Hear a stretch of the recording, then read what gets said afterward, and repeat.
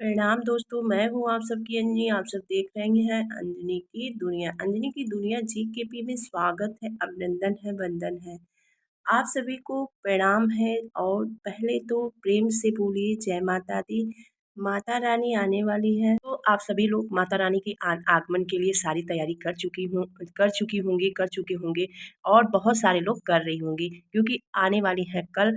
जैसा कि आप लोगों को पता ही होगा, और मैं कई वीडियो में बता भी चुकी हूँ कि चैत्र के नवरात्र 9 अप्रैल को, दिन मंगलवार को स्टार्ट हो जाएगी। पहला नवरात्र 9 अप्रैल को दिन मंगलवार को रहेगी। ठीक है, आज समाप्ति अमावस्या समाप्त हो गया। ठीक है, तो आई होप आप लोगों की पूजा पाठ अच्छे से बीती होगी।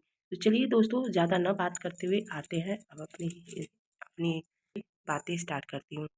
सर्वप्रथम आप सभी को चैत्र नवरात्र की बहुत बहुत शुभकामनाएं दोस्तों। तो चलिए ज़्यादा न बात करते हुए अपनी एक एक बात, आज की वीडियो आप सब शुरू से लेकर लास्ट तक ज़रूर सुन लीजिएगा। आज जो आप लोगों को जानकारी हम देंगे, आप लोग बताइएगा कि मैं सही कह रही हूँ या गलत कह रही हूँ, जो भी आपकी राय है। और ज़रूर आप लोग कमेंट सेक्शन में जय माता दी ज़रूर लिखिए दोस्तों। तो चलिए एक एक करके सारी बातें, सारी जानकारी पूजा पाठ के विषय। प्रथम बात मैं यहाँ से स्टार्ट करती हूँ। अगर आप लोग मिट्टी का घड़ा ली हैं, तो इसमें पानी एक दिन पहले ही भर के रख लीजिएगा।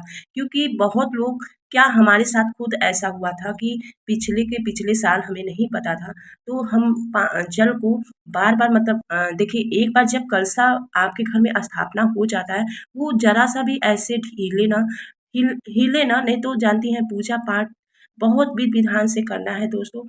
और बहुत लोग क्या करती हैं कि इसमें जल अर्पण करती रहती हैं। तो आप लोग ऐसा न करें। एक काम करिए, एक दिन पहले ही कलश, आप लोगों को जैसा कि हमने पहले भी बता चुकी हूँ कि मिट्टी का घड़ा लेना है, तो रविवार मंगलवार छोड़ा के बाकी दिन आप लोग ले सकती हैं। तो यहाँ पे आप लोग देख सकती हैं, हम एक दिन पहले ही जल भर के रख दी हूँ। अब इसमें जितना भी पानी को एब्जॉर्ब करना रहेगा, मिट्टी सोख लेगा दोस्तों।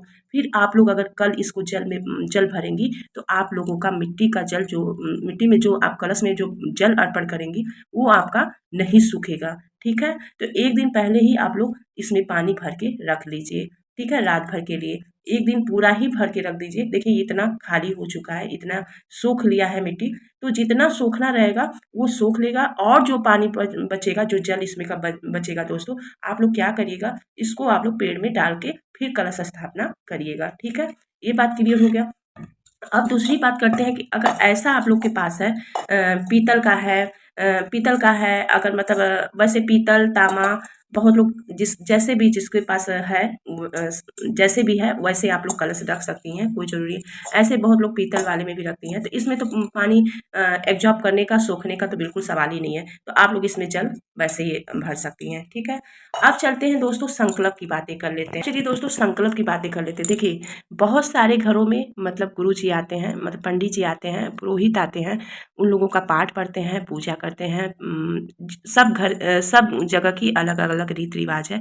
तो जहाँ ब्राह्मण आते हैं, आप लोग सर्वप्रथम उनकी सेवा करिए, अपमान न करिए उनको। सर्वप्रथम पहले उनको चरण स्पर्श करिए, और हो सके तो उनको, मतलब उनकी पैर को, चरण को उनको धुलिए और उनसे आशीर्वाद लीजिए। और वो चरण जो, मतलब आपके जो ब्राह्मण आते हैं, कहते हैं कि ब्राह्मण का एक स्थान होता है दोस्तों। आज के डेट में शायद बहुत कम ही लोग ब्राह्मण को मतलब समझते हैं, मानते हैं। पर मेरा कहना है दोस्तों, ब्राह्मण उत्तम होते हैं। और अपने सर, देखिए, ब्राह्मण के बिना कोई भी दान पुण्य कुछ भी हो, बिना ब्राह्मण के बिना कुछ नहीं होने वाला है। तो ब्राह्मण का अपमान नहीं होना चाहिए। सर्वप्रथम ये बातें याद रखिएगा आप लोग।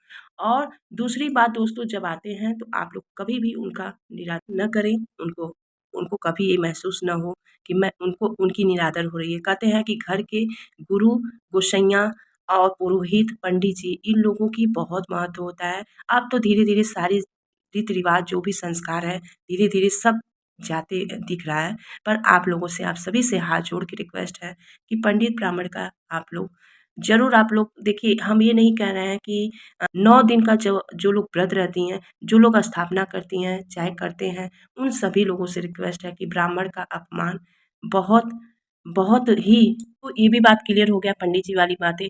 अब चलते हैं दोस्तों आप लोगों से। देखिए, अगर आप लोगों के घर में पुरोहित पंडित जी आते हैं, पूजा करते हैं, दोनों टाइम पाठ करते हैं और कलश स्थापना कराते हैं तो बहुत उत्तम बात है, बहुत अच्छी बात है, ठीक है?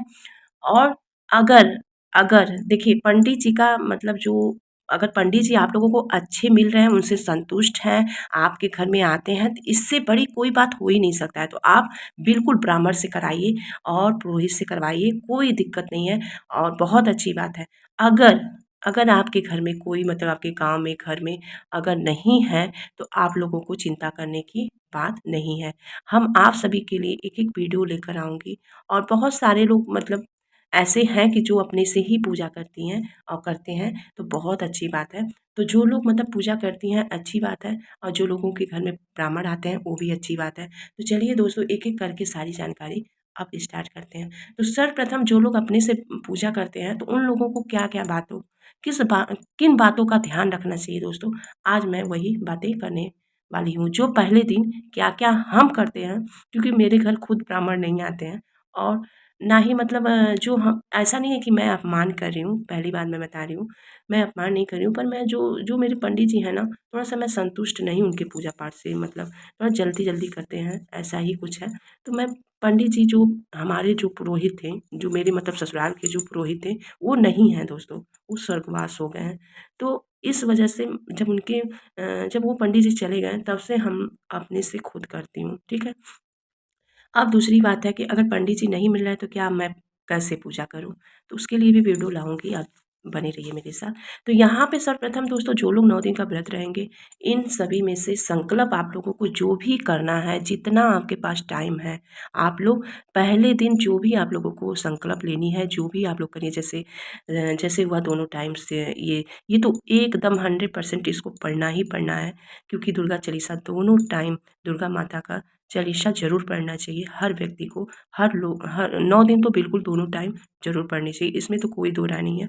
और दुर्गा चालीसा का संकल्प ले सकती हैं और हनुमान चालीसा पढ़ सकती हैं, चालीसा का संकल्प ले सकती हैं और सुंदरकांड भी कर सकती हैं और सबसे उत्तम 9 दिनों में जो है, वो है नवरात्रों की 9 दिन का पाठ मतलब सप्तशती सती जी का पाठ। तो ये तो बहुत अधिकतर लोग करती हैं और मैं भी करती हूँ। तो 9 दिन आप लोग सप्तशती पाठ भी कर सकती हैं 9 दिन का। हिंदी में भी आता है, इसका संस्कृत भी आता है दोस्तों, जो भी आपके पास है। उसमें एक में हिंदी संस्कृत दोनों रहता है, तो मेरे पास अभी यही है। तो यही मैं आप लोगों को एक बताने के लिए आइडिया के लिए और मैं यही पढ़ती भी हूँ।